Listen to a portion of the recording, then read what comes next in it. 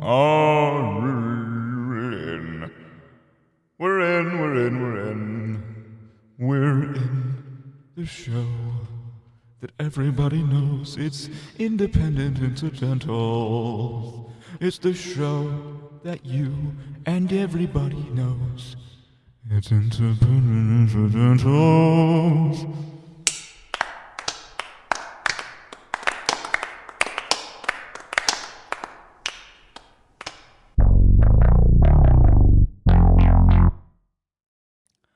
Ladles and germs, welcome back to the studio. Just making sure the audio is recording. Perfect. All right. We're back in the studio, everybody, ladles and germs, and I hope you all are ready for this one, because this one's a very, very solemn, sad episode. Very sad, very solemn, very... This is the Memorial Flash. We're going over Flash Player, because I'm sure, even if you don't know it, even if you don't know what this program is, it completely formulated your childhood. This program was the thing that created everything on the internet up until 2015, give it or take. We'll get into that in a moment here, but the death of Flash is a story of online preservation. And there are so many websites, games, videos, and other media that have been lost to time when Adobe pulled the plug in 2020. You hate to see it. Thus was a day of despair for many. But rejoice in the future of restoration projects. They shall lead us to our salvation of cataloging the chronology of Flash. But we have to ask the question, what happened? Why was Flash important in the first place? Why are we mourning the loss when we don't even know what this thing is, right? I'm assuming the very, very base level. You use the internet and you use ChatGPT. That's the two things I know about you because you're a student, right? That's all I know about you. That's all I can say about you. So what is Flash? Well, it all goes back to when the internet was created back in 1993, give or take. When it was still coming up on the up and up, they had this thing called HTML that tells the browser what to display, right? It's a markup language, basically. That's what the ML stands for. It basically is the instructions that allow the program to run on the internet. And it was efficient, don't get me wrong. It allowed to display images and links, but there's no capabilities beyond this. HTML was very basic in this sense. There had to be something more to this. Enter Future Wave Software. They saw this opening in the market in 1996 and wanted to pivot towards it to show that there's much more versatility with what you can do on the internet. And created the iota of a snowflake that would spiral into the ubiquitous Flash Player that we all know today. It utilized, apologies, it didn't visualize, well, technically visualized vector technology. It used the visualization of vector technology. Nice save, Dominick. Really appreciate it. That allowed things to be drawn to the screen rather than bitmaps. Suddenly, websites had a whole different dimension opened up to them. They could show animations. They could be more dynamic with how they presented stuff. There's different shows and different media and different websites that were able to utilize this technology and make their websites pop even that much more. Macromedia then acquired Future Software a year later because it was such a revolutionary technology, which would then be renamed to Macromedia Flash Player. And from there, the internet would latch onto it for everything. But how does this technology work? Well, it all has to do with Swift files, SWF files, communicate with the hardware of your computer like an HTML file, right? It's the same concept, but it allows stuff to be drawn on the screen using vector graphics, as were mentioned. Vector graphics are an interesting concept because they take up less memory, for one thing, than bitmaps, because bitmaps are pixel visualizations of them, right? So the problem with bitmaps is that when you're representing an image that's, say, for example, 1080 by 1080, fine. On a screen, it looks normal. But when you try to zoom into the image, it looks all pixelated and jumbled up. I'm sure you've experienced this before when trying to make a presentation for your grade 11 history project or whatever, These things happen, and that's why you have different resolutions for different things. But the interesting thing about Swift and the interesting thing about Flash Player itself is that this was not a limitation. You can just use, instead of pixels, you use shapes. Different shapes that allow you to create images through their design, right? instead of having to rely on resolutions and stuff like that. Swift files were the building blocks of this kind of stuff, and they use a specific modification of JavaScript and more Java technologies to run and make sure that the thing was working properly. Right?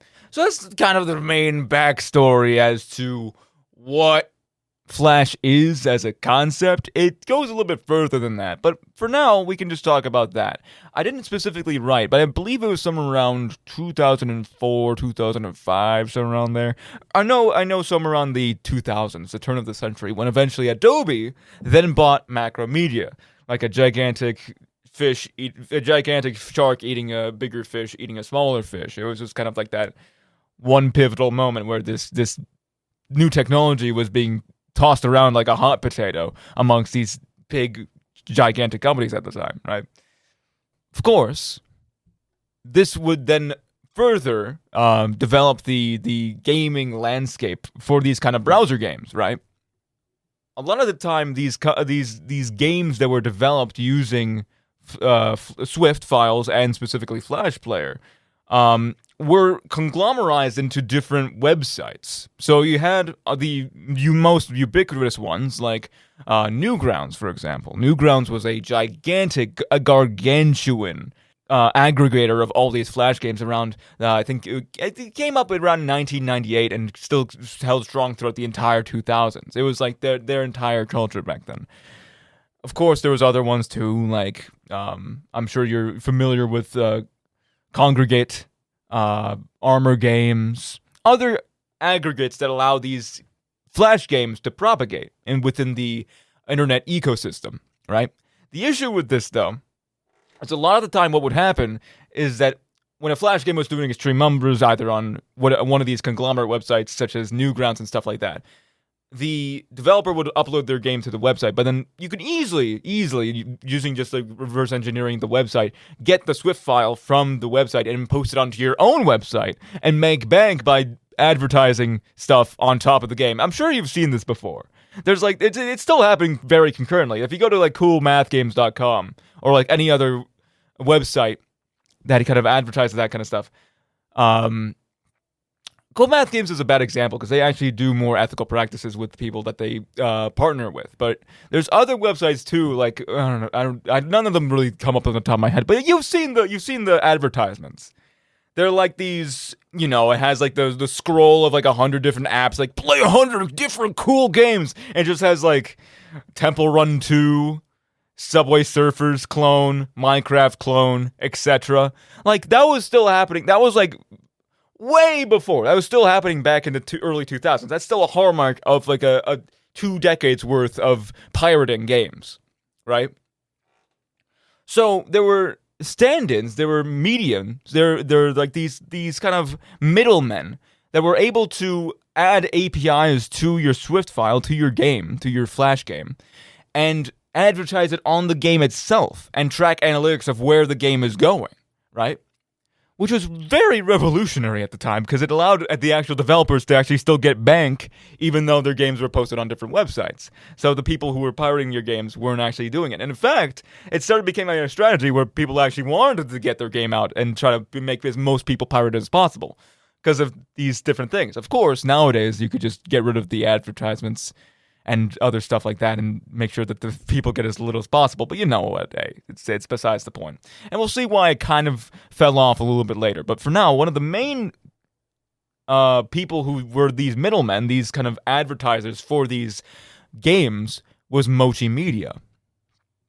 Mochi Media was one of the first companies that started to realize this full market potential and latched on to these more up-and-coming games that will eventually become the standalone, like, quintessential games of its time.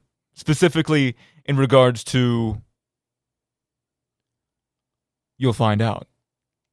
Hold that thought, and Needles and Germs.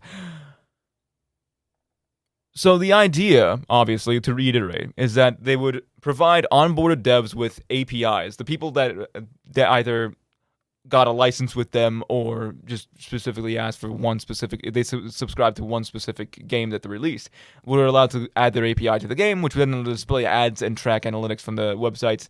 Mochi Media would get a little cut from the top, but then send most of the money to the game developer. That way, they also can track analytics, make sure they get paid whoever gets paid. It's kind of like music distributing in that weird way. Also, of course, it's a company. There was an interesting little research period where I was trying to figure out specifically how Mochi Media influenced the gaming sphere in this specific sense, the browser gaming sphere in this specific sense. And what I found was this 300 view video where there was a market pitch for Mochi Media back in 2008. It was a little interview, like a little presentation, where they're talking about how they could, like, cycle in and they can give, like, it was like a little, like, it was so cute. It was so cute. Like, it had, like, a little cycle of, like, developers and then advertisers and then publishers. And it was, like, a little cute little ecosystem that kept perpetuating itself. Wow. And one of the specific quotes that stuck with me was the fact that they could obviously communicate with other of the places where you uploaded the website, so you could have leaderboards, for example.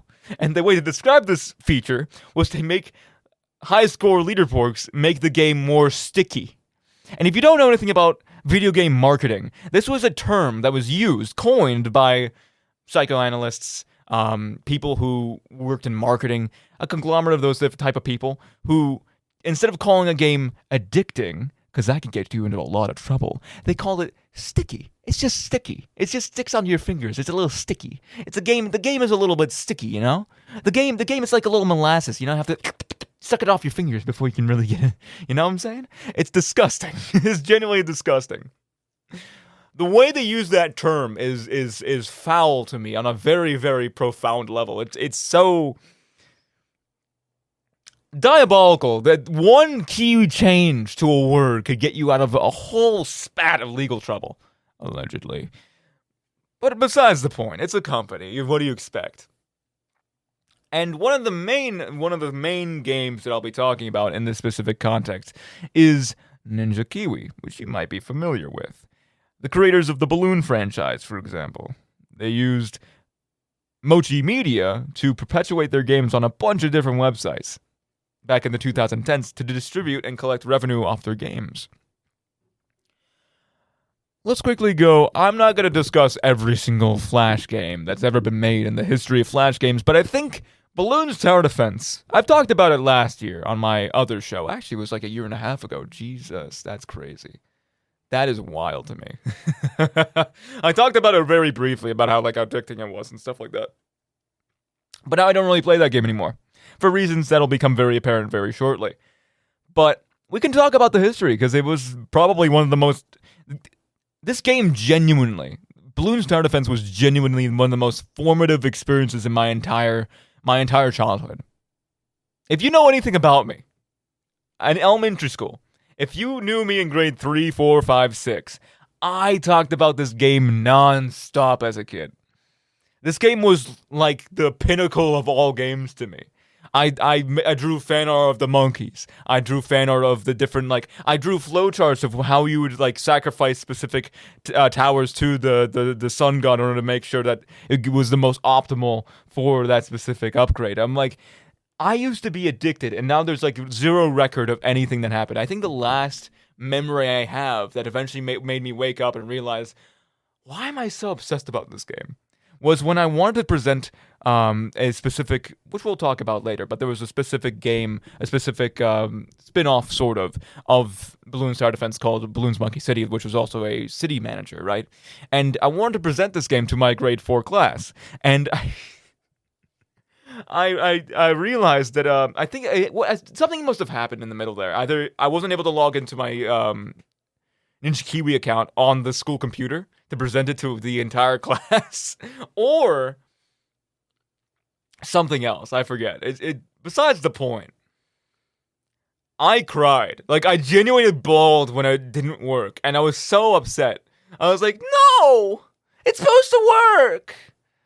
I want to present the game! And I was so heartbroken. I think those specific experiences are what made me who I am in a certain way. because I don't care anymore. Like, I realized, once I was out of it, once I finally came back home, I was like, why did I cry in front of my entire class? I wasn't embarrassed about it, but necessarily. Maybe for like a year or two. But then after that, I was just kind of like, why did I do that? Right? There's a few other formative experiences back then that eventually made me realize, but I guess, in a way, Balloon's tower defense kind of made me grow up, you know? It's the thing that allows you to experience life as a kid, but it also is the thing that makes you realize that you have to grow up in the best case of terms, you know what I'm saying? Anyway, besides the point, let's get into the quick history of Balloon's Tower Defense, one of the most iconic Flash games of this period. It's around the, mid-2000s, I'd say. And another group of two brothers, long before Cuphead's development, though. It's just a theme, I guess, like two brothers. This time is Chris and Steven. They originated from New Zealand, and they made a company in 2006 called Ninja Kiwi.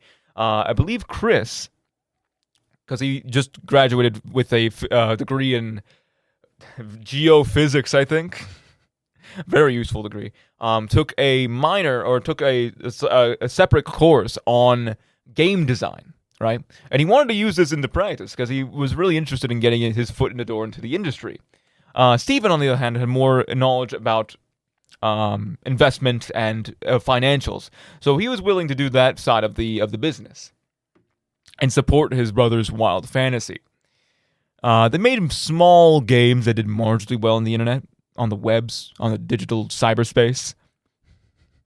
On the damn webs, what are you kids talking about these days? Talking about the webs, talking about the what are you kids talking about? You on the cyber? Are you in the cyber webs? I made a Facebook account recently, and it's hitting off pretty well. I got 3 followers, and one of them, it's all my family. But you know what? I like talking to them, so it's nice. The sweetest 95-year-old man you ever know. Just that's every single sweet 95-year-old man you ever know into one. I just like Facebook, and I just enjoy the community there. You know, I get to. I never expected to talk to people thousands of kilometers away.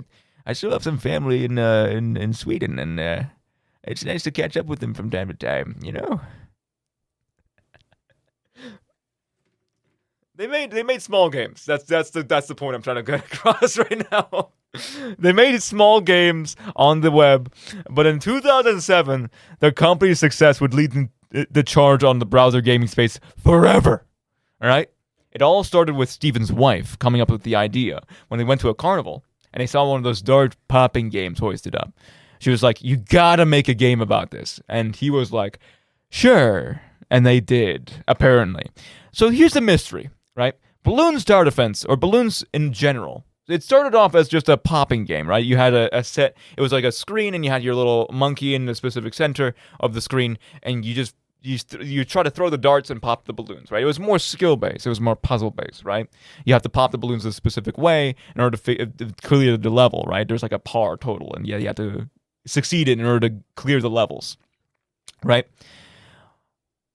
The monkey is the main character in this first game, and for the life of me, I could not figure out why it was a monkey. Why is it a monkey? That's the mystery of balloons. It's the monkey. It's the monkeys. Why are they monkeys? Why must it be monkeys? It could be any other animal. Don't misconstrue me. I love monkeys. I adore them. If anyone's seen my Instagram history, I adore them. If anyone's ever received an orangutan picture or a video or whatever on Instagram, they know that I love monkeys. But why does it have to be monkeys? It could have been any other animal. Why?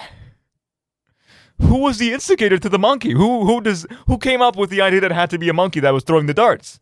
Is it just like the idea that it's like the only thing I could think of, the only idea that I could think of is that it has to do with the circus, because they were at the circus at the time. They went to a carnival, right? And they have like the circus there, and maybe there was like a monkey there, right? Maybe there was like a monkey, you know? It could have been the monkey there, and then Steven's wife was like, "Oh yeah, look, there's a cute monkey," and then he put two together and made the game, you know? It could have been that. It could have been that. I don't know. It beats me. Or it just could have been a whole random XD. Like, I don't know. It's okay if it was the former. I just need to know. I just need to know, please. Anyway, the whole point of the game is to pop balloons. That was the entire premise of the game, right? In the first iteration. But then once they got to the actual tower defense elements, that's when it started getting interesting, because it wasn't just one monkey on the screen anymore. The idea now is that it was an actual tower defense game where you had to fight waves of these balloons that were falling on a specific carved out track that you, the monkey owner, I assume, I don't know, the owner of the carnival, had to defend against, right? These balloons came on the screen, and you had to place these towers, these monkeys or machines or whatever, onto the screen and pop the balloons. Simple enough, right? This game, again, was my formative childhood. And I think the main thing, again, is because it's very sticky, as Mochi Media has made it very well known, right? The idea is very simple, but it gets more complicated the more towers were added in the next expansions. Additionally, the more balloon types, balloon varieties that you had to come up against are exceedingly more difficult to predict against, and it makes the game more, what's the word? I guess unpredictable is a good term, but at the same time, you can obviously predict the configurations of all the balloons. At the same time, though, this game is very hard. I didn't know how to beat these games as a kid. I'll be honest. Because here's the thing, right? The idea is that these balloons have layers, right? A red balloon just needs one pop to pop. A red balloon then turns into a blue balloon, which then gets popped, right? It gets more progressively difficult when you get green balloons on top of blue balloons, and then yellow balloons, and then after that, in the first game anyway, there was white balloons and black balloons, which were immune to specific damage types, and also spawned more balloons. They were not just one balloon in there was two balloons in there, which made it more difficult because it was kind of the exponential concept of most games. You see this in Balatro and all those other kind of games that kind of make the game exponentially harder as you go on, because you have exponentially increasing power sets. You have different ways you can defeat the balloons, and the more towers you have on the board, the more quote-unquote popping power you have, right? The problem is trying to configure your space, right? Trying to figure out what is the most optimal path, what is the most optimal, I guess, configuration of towers in order to get the most pops, right? Obviously, you know about the strategy with the tower, the tack tower, which is a AoE tower which allows you to pop more balloons in an area, which you obviously want to place on places where the track, the place where the balloons are following, is doing a loop, because then the loop will be able to get all of those balloons instead of just placing it on a corner where it'll only get like one or two, right? But for more advantageous, once the game obviously expands and became more popular, there was a specific article I read recently about like the evolution of the game, right? And in Balloons Tower Defense 4, they say it was like number one charts. I remember this specifically. It was number one charts on iOS, right?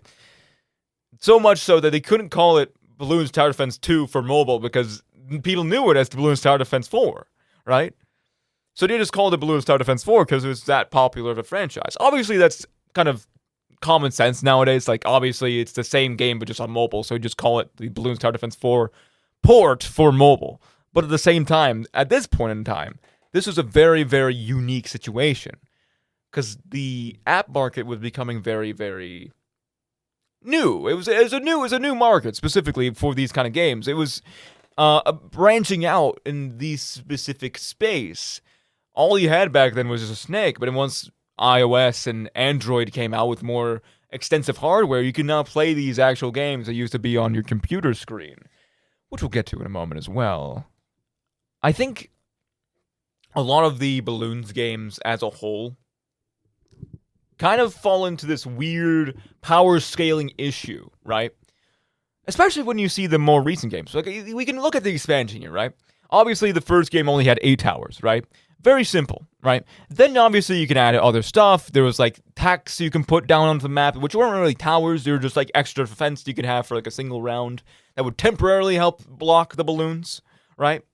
Then you had more towers in Balloons Tower Defense 3, right?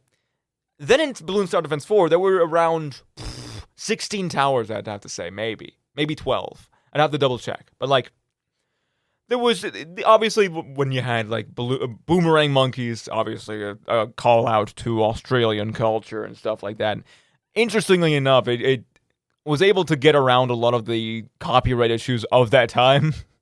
Because the interesting thing is that they had a lot of references to other media, specifically Star Wars in a weird way. Because I remember like the final upgrade of the boomerang monkey was a Jedi. It was literally just a Jedi monkey. It was literally just him with a lightsaber being able to throw it around and popping a lot of balloons in quick succession, right? It was a literal clone. It was a literal call out to Star Wars, and somehow they did not have to pay any royalties for that, which is very interesting to me. Maybe they just didn't. Maybe Lucas just didn't see it. The monkeys? Okay, I can't do this. I'm sorry. That kind of thing, And none of his coworkers followed up on it, and they never found out that it was a boomerang monkey that turned into a Jedi monkey.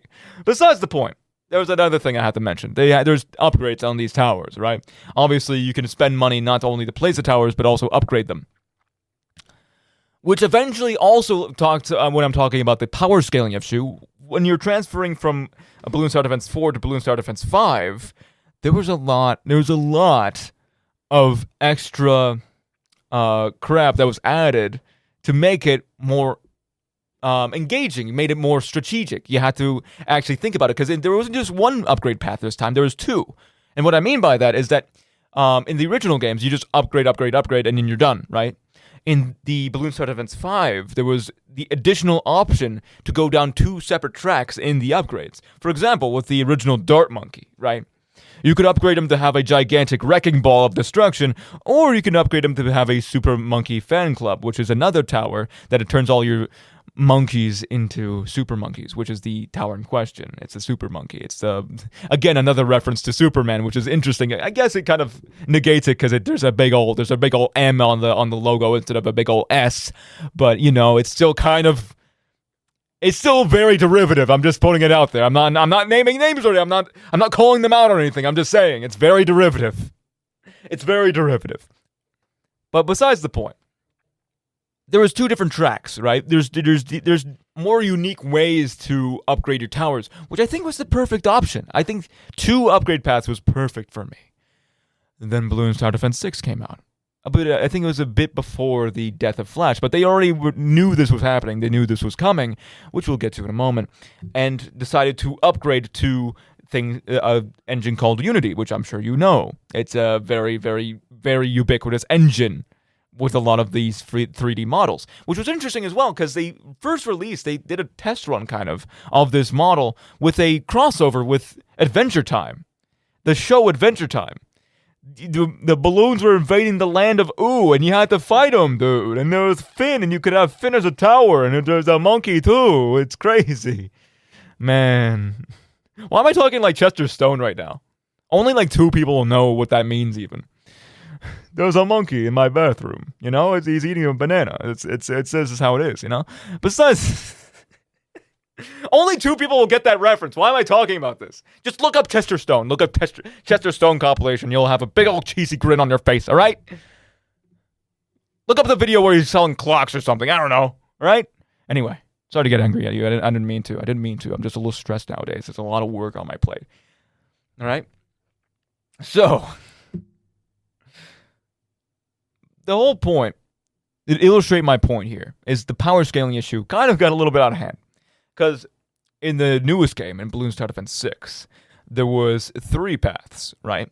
There wasn't just 2 paths. There was now 3 paths that you can go across, right? You can upgrade one path twice, and then you can upgrade the next path for up to 5 times. They added a 5th tier to the upgrades as well, right? Which kind of, again, caused a lot more balancing on their end, right? That's the one thing that I was kind of like, about. Because Balloon Star Defense 5, I feel like, had the perfect balance between having the amount of upgrades and the amount of complexity, right? You had enough upgrades to facilitate the amount of complexity that the later levels will require in order to beat them, but you didn't have to go farther than that. However, when you add more content to a game, unfortunately, you have to keep doing balances in order to make sure that each tower is kind of utilized in their own unique ways, instead of just being like, this tower sucks, this tower's A tier, this tower's S tier, this one's F, sucks, right?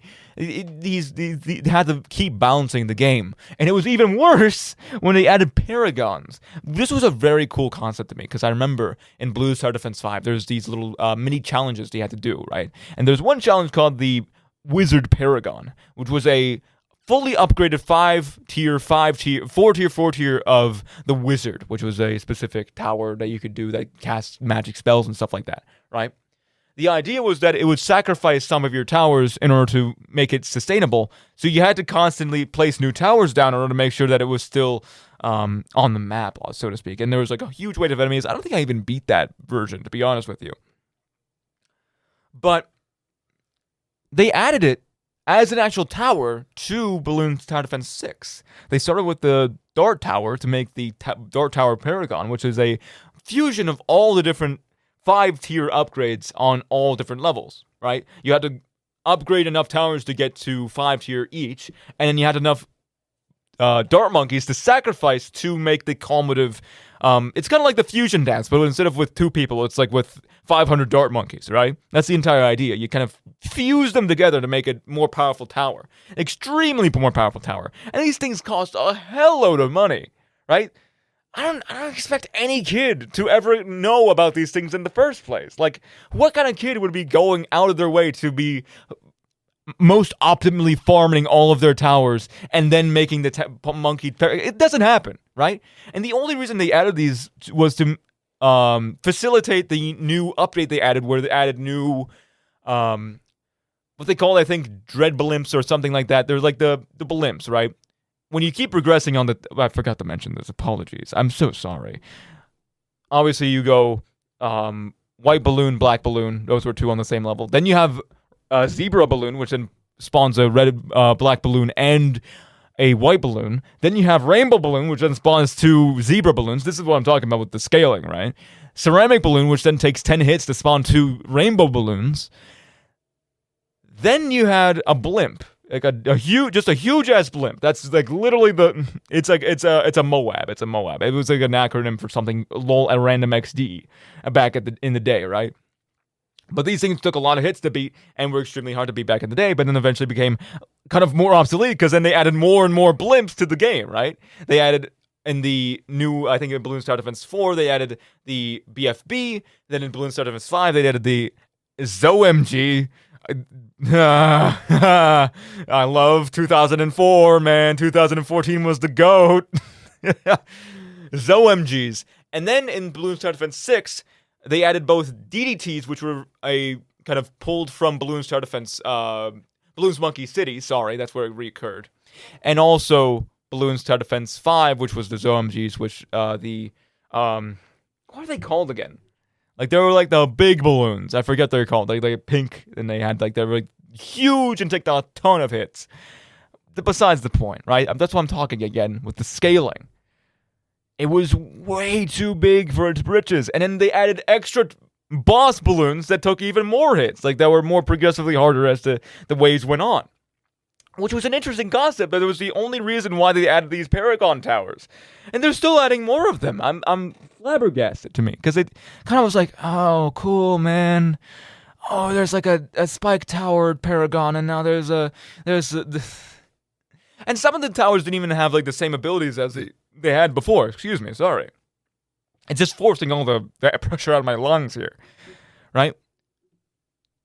Besides the point, I think in the main concept, I think Balloons Tower Defense was one of the most popular games.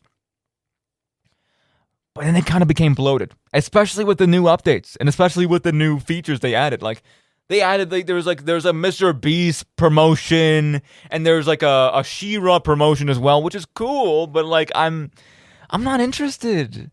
I'm not interested in paying $15 for a cool She-Ra skin. I'm sorry. It's not happening. It's not happening. I don't know. Again, same thing with Mochi Media, if you remember that from like 15 minutes ago, right? Mochi Media, again, I feel like the main reason why they just kind of gave up was because they fell behind the times, right? And I think Balloons Tower Defense 6 is an example of them not falling behind the times, but also kind of becoming a little out of touch with their fan base. I feel like, on the one hand, it's really cool because they added the cool updates like map making and stuff like that, which was stuff like people were begging for generations of this game being released. But at the same time, it just feels kind of out of touch nowadays, you know? Especially because recently, back in 2021, Ninja Kiwi then sold their company, were acquired by a esports team. An esports company. I don't understand it, really. It didn't really make sense to me until I looked at the price, and it was $30 million. I was like, oh, okay, that makes sense. That makes a lot of sense. $300 million. Sorry, $300 million. Around the same price as Club Penguin, which was interesting to see as well. Except Club Penguin was back in 2009, which was, to be fair, a little bit less inflated at the time. So, you know, it could have been a little bit more, could have been a little less. Who knows? Keep in mind as well that this is just one of the many, many different successes in this space. I look at balloons because it was one of the most, it formulated my life the most, right? I remember specifically, like, sitting when I was, like, I don't know, maybe 6, and I was watching all these cool YouTubers, like, cover all these different, like, ways to play the game, and I was like, whoa! And there was this one compilation where it had, like, the, I got a feeling, in the background when I was I was like this is the first time I listened to that song ever. It was when I was watching a Balloons Tower Defense 4 speed time lapse of them beating level 100, I think, or something like that, right? It was so formative to me as a kid, right? But this was just one of the many different games that existed back then. Besides the point, nothing gold can stay, and Mochi Media, unfortunately, either just dissolved itself or went bankrupt. I couldn't really tell from the post that they released at the very last minute. But if you go to the website, all you see is their logo, which is interesting to me. I don't know. That was a recent change too. Before it was just not bot domain, but now they just have that logo up, which is interesting. I don't know if it means anything per se. It's probably been up there for maybe a year or two, but it's something. It's like if anything, it's like a virtual tombstone almost. It's more kudos than even Flash got, which we'll get to in a moment, which is right now. The golden era of video games could not last forever, at least not in the same freedoms it provided to its users beforehand. Macromedia was a very, very staunch defender and propagator of this technology, which was then bought by Adobe, which was a little bit more of a corrupt company. Somewhere around, I think, 2009, I'd like to say, maybe 2005. Let me just fact check that, just in case there's like 100,000 people that are saying, no, dude! When did Macro Media get acquired by Flash? Yeah, get acquired by, Adobe. Yeah, you're doing real research on the fly. I was 4 months old when this happened. It was December 3rd, 2005. Okay, 6 months old, maybe. Yeah, 6 months old. That's crazy to me. So much history happened during this time. It was bought for approximately $3.4 billion.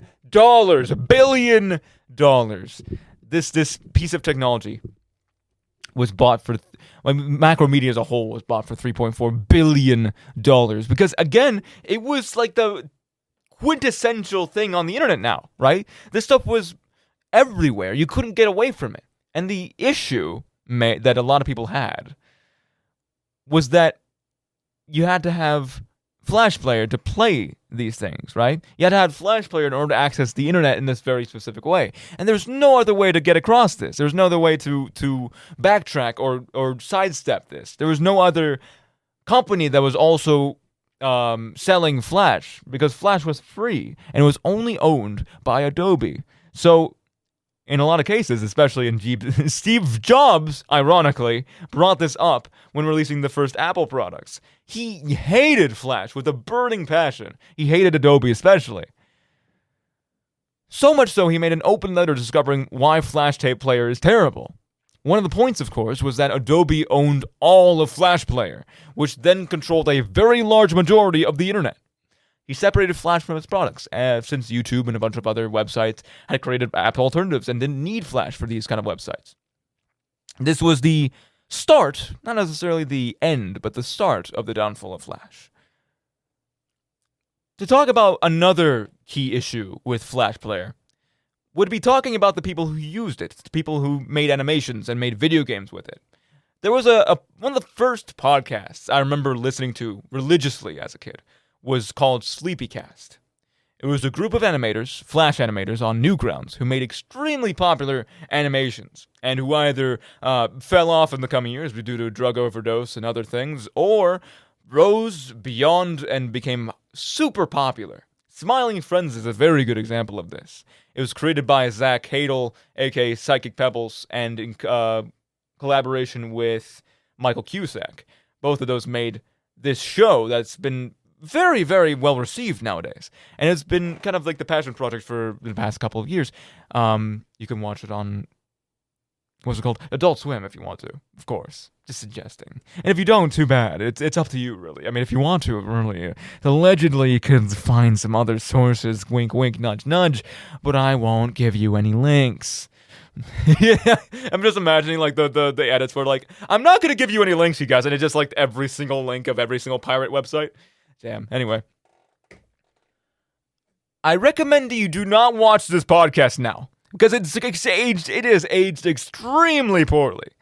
It's a trove of very useful information, hilarious moments, insights to the industry of animation for Flash and video games as a whole. But this was the early 2010s. Of course they said the N-word nonchalantly. Of course they said gamer words nonchalantly. They were edgy, okay? It's the same thing. I'm sure you watched Filthy Frank as a kid. These things are like, a dime a dozen. Like, these people obviously I had a very, very conservative mindset. Not conservative in the sense of, like, it's blaspheming God or something like that, but, like, more so the idea of, what am I trying to get at here? Point is, I wasn't an edgy kid, but I still watched this show because it was funny to me, right? I would never use this humor outside of watching this show, but it kind of formulated what I found funny in the coming years. And besides this, Newgrounds itself could be its own episode. I won't talk about it because Pandora's box is a very fickle mistress to ascertain. She's very mysterious and works in very mysterious ways. But in these episodes, you can see the progression of how little maintenance Adobe's products got. Constant project crashes, bugs, exporting issues. Swift files sometimes, and still don't to the modern day, open properly, even with different emulators, which we'll get to in a moment. It was their livelihoods that depended on being able to use the tools properly because they were just indie developers and indie animators. Like, they didn't really have a way to advertise their stuff. And it just wasn't worth it. A lot of animators moved to other programs that were more stable, like Toon Boom. Some developers, as was mentioned before, started learning Unity instead. It wasn't even because of Adobe's screw-ups that caused this. I guess it was. What am I talking about? Yes, it was. It was completely because of that. Adobe was still popular, don't get me wrong, but it was becoming more of a hollow software. It was becoming more archaic. It was becoming more legacy, right? And you don't want that as a company, do you? Adobe realized this, and they started kind of distancing themselves from the product. Updates became more and less frequent, and when they did happen, a bunch of more bug fixes needed to be happening in the process, and those bug fixes wouldn't happen in a long time. And the final nail in the coffin happened before no one even knew what was happening.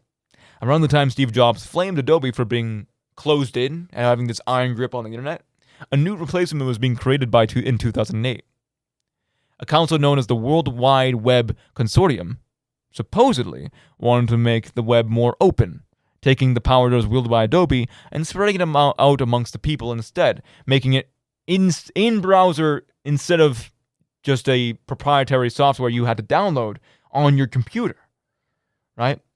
Not one company was issued with this anymore. It was a global thing it wasn't just a software. It was an actual language now. Again, like with the original HTML, which is why it was called HTML5. It was created around 2008 and released in 2014 officially, which truly began the beginning of the end. Adobe shut down Flash Player in 2020, and the internet sighed. I'm gonna move to silent, please.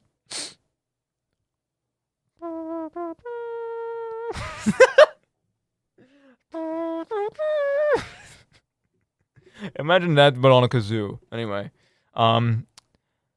preserving the past is a very fickle concept because the internet is so vast that it's almost near damn impossible.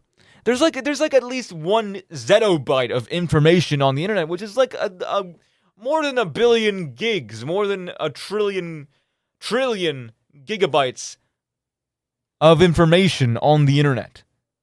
Right? This stuff is dense. If you printed every single page of the internet onto paper, you'd probably reach the moon and back. I'm just saying, it's dense. It's extremely dense. Which is why it's almost near impossible to make sure, to predict, to understand how we go about preserving these technologies, right? Balloon Star Defense obviously became extremely popular, and they recently uploaded a archive of all their games. Of course, you need to download Flash Player in order to play them, but they're still playable, and you're allowed to simply play these games now without having to worry about having to open up the browser or download the Swift file and figure out a way to do it, right? There's obviously different emulators that allow you to play these Swift files, like Ruffle, for example. That became popular in recent days, but they still cause issues, and they are never fixable because unfortunately, a lot of programs are made with multiple Swift files, and if one Swift file is missing, your program's done. There's no coming back from it. There's that media is now lost media. There's complete websites that have been shut down and have never been recovered. There's probably like a bunch of, Teletoon games that I've played back in the day that I can never play again because they just don't exist anymore, right? Archiving games is not just important for the people who play them, obviously, because I'm a big consumer of these games, and I love these games, and I love the kind of sort of nostalgic childhood that they provide me, but like at the same time, this is more so just the idea of making sure that the information is out here, and making sure that we learn from mistakes of what caused Adobe to ditch this software altogether in the first place, right? It wasn't just one specific instance where like the company got bankrupt or they just didn't want to support it anymore. This was a consistent amount of errors on their part through not supporting the software properly, making their software not open source, and having a bunch of backlash from the people who were actually influential at the time and not catching up with the times, right? There's probably a bunch of different ways that Adobe could have kept the software running, right? But they didn't want to because they were caring more about money and more about their company than they cared about preserving the internet, right? I don't necessarily blame the consortium for this kind of stuff. This was just going to be naturally occurring in itself. The ecosystem of the internet was just going to override this stuff anyway. It was on Adobe's responsibility to make sure that these games were preserved in a way that allowed you to still be able to play them. Perhaps having like a static launcher, for example, that allowed you to upload these web files, or saying, hey, we're going to shut down these things in a couple of years, Obviously, they mentioned it like a year ago, right? I remember specifically when the pop-ups started happening. But even though there was a lot of games that were saved and salvaged and put onto other emulators and archive programs such as Flashpoint, for example, there's a bunch of other ones that just never saw the light of day anymore. And even if you go to the original, if you go to the Wayback Machine, these websites don't work anymore because obviously Flash Player, you probably don't even have Flash Player anymore. So how do you play these games when they're almost impossible to recover at this point, And that's the interesting thing. I think a lot of the games nowadays require some sort of failsafe, right? Keep in mind when you're making games and you're releasing these games is that digital mediums are very fickle. Even in the sense of like the Fortnite skins that you buy nowadays, right? Even in that kind of context, you don't own those things. Those things were never given to you. They're just ones and zeros on the screen. If a solar flare came onto Earth right now and completely wiped out the internet as a whole, strange, I know, but bear with me. If that happened recently, then what would happen to what would happen to your games? What would happen to the things that you thought you owned? It wouldn't exist anymore, Preserving these games is very important, but how do you do that with a digital medium that's already fickle to begin with? I think we have to make sure that we have different mechanisms to store these things, right? Find fail-safes to make sure that these, at least the most important information, is stored somewhere. To make sure that people know about the history of the internet. Anywho, I'll leave you to it. Let me know if there's any cool games that you played as a kid, either on, say, cool math games. There's a bunch of stuff I didn't cover. I think we also kind of covered this with Torquato as well, but besides the point. I hope you enjoyed the eulogy. Say your farewells. I don't know, kiss the body if you want to, if you're weird like that. Some people do that, I don't know. Whatever floats your boat. If you knew Flash well enough, you could do it, but I'm not calling to call you out or anything, but I'm gonna give you a weird look before you do it, okay? Besides the point. I hope everyone has a fantastic day, night, and week. I can't really say you have any exams this time because most of you are gone. Most of you are leaving. Most of you are not even in school right now. I hope you're working, though. Hope you're doing a good job at your job, buddy. You better be focusing on your job unless you were operating a forklift, unless you're just listening to this right now. And said, if that's the case, then good on you. Also, quick updates. All of the episodes got released, finally, from last year. All right. All the episodes, every single episode from episode 0 to episode 20 have been released on Laurier's radio show, Independent Incidentals. Well, Radio Laurier's radio show, Independent Incidentals. Sorry, I don't want to get them confused. But you can go watch all those episodes now. So sink your teeth in. Make sure you watch the interviews. Those are fun ones. I love those ones. Those ones were very insightful. Watch the Torquato one. Watch the Alpha Something one. They both have extremely good insights into the games industry, especially as up-and-coming game developers. Also, quick update about Venva's company. They're making a new game. So keep an eye out for that as well. There's a bunch of new stuff as well, too. I kind of want to cover those as well, but unfortunately, we're running out of time. I kind of went over 10 minutes, but besides the point, we were having technical issues before. So, watch the episodes, and I'll catch you next week. Bye-bye.